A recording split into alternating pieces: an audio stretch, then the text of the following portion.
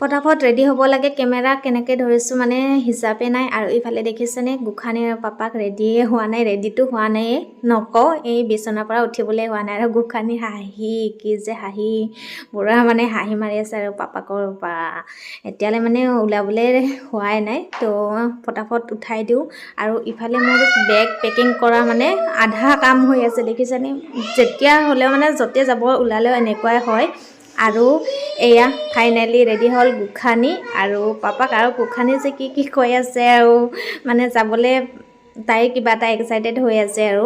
তাৰপিছতে ইফালে মোৰ ৰেডি হ'ব পৰাই নাই মানে কাপোৰখিনিহে পিন্ধিলোঁ যেনে তেনে তাৰপিছত ফাইনেলি এয়া ৰেডি হ'লোঁ আৰু এতিয়া যাই থাকোঁ বাকী